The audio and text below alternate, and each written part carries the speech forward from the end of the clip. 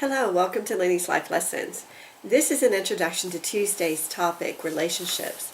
These discussions are intended purely for educational purposes.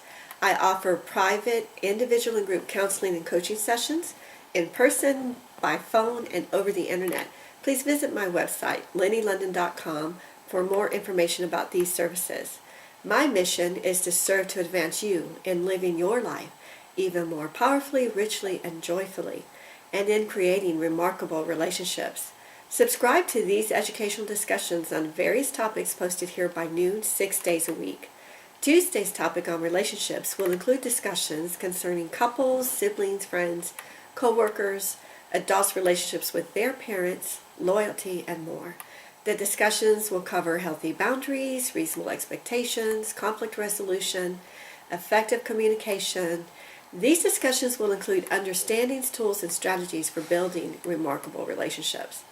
Basic principles like attempting to avoid conflict usually creates conflict, and doing what is right for you is always what is right for everybody involved will be addressed in detail. The discussions will start off addressing the foundation of remarkable relationships, love, and various aspects of love. Then we'll go on to address other relationship issues like the ones I've already mentioned. You'll come to recognize how relationships are mirrors and that they reflect ourselves back to us.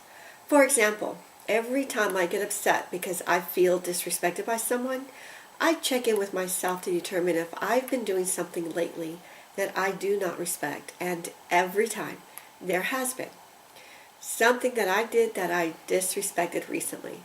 Generally, I try to go ahead and understand what made me do that and to be compassionate with myself, and therefore the discussions on self tie into these discussions on relationships.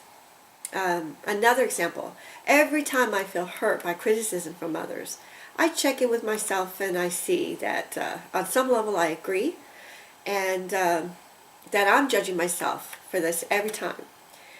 The most remarkable way to handle this is to agree with the criticizer out loud, rather than to defend, deflect, or argue.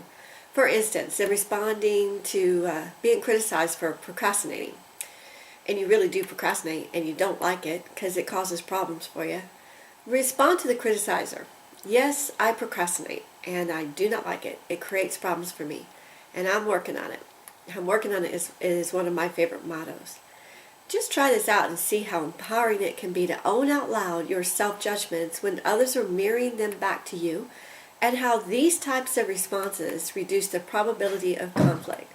The foundation for building and maintaining remarkable relationships is recognizing that relationships are not 50-50. That is a myth. Remarkable relationships are 100-100. Not only that you give 100% to your relationships, but that you recognize you are 100% responsible for the nature of all of your relationships, being whether they're harmonious or conflicted. Giving 100% of yourself to every relationship does not mean giving 100% of yourself all the time to everyone. That would be impossible. It means being 100% true to yourself while giving 100% of yourself in the moment to the relationship you're in.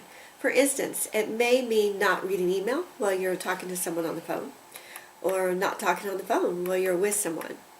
It means treating others with 100% respect and consideration, and 100-100 means you both are 100% responsible for the absence or presence of conflict in your relationship. Think about every argument you ever had with your partner. Is there something you could have done or said differently at any point in the argument to diffuse it? Is there something your partner could have said or done differently to diffuse it? The answer in virtually all cases is yes. Between any two adults with all of their mental capacities, they are equally responsible for the nature of their relationship. It would only take one of them for it to be harmonious. This 100-100 rule does not apply between adults and children. The adult is always 100% responsible for the harmonious nature of the relationship, and the child has only a small percentage of responsibility, if any at all. But a good rule of thumb, take the child's age. Say a 1-year-old has 1% responsibility 5-year-old 5%, 13-year-old 13%, 17%. This rule applies until the child's 22 to 24. That's the age where the rational reasoning part of the brain is fully developed. By the mid-20s, the average person is equipped to step into their 100% responsibility for all of their relationships, and this includes their relationships with their parents. I have seen parents of children give children more responsibility than this for the relationship, and it is not fair to the child, and the outcome is usually not very good. Children can be taught that they are equally responsible for the nature of their relationships with their peers, and more responsible for their relationships with much younger children than the child is. And thus they're being prepared to carry that power with them when they become adults. Giving them more responsibility for an adult-child relationship, though, than is theirs, that tends to crush them. It is too heavy for them. This will be addressed further in future discussions posted on Wednesdays on parenting. Now, the 100-100 rule is not meant for you to hold another adult 100% responsible for the nature of your relationship. It is to cause you to claim your power so that you can build remarkable relationships. More tools and understandings to assist you with this will be offered here in future discussions on relationships. So subscribe now if you haven't already for ongoing support, information, and strategies for building remarkable relationships. And please share your thoughts, suggestions, and feedbacks at Lennys Life Lessons on Facebook.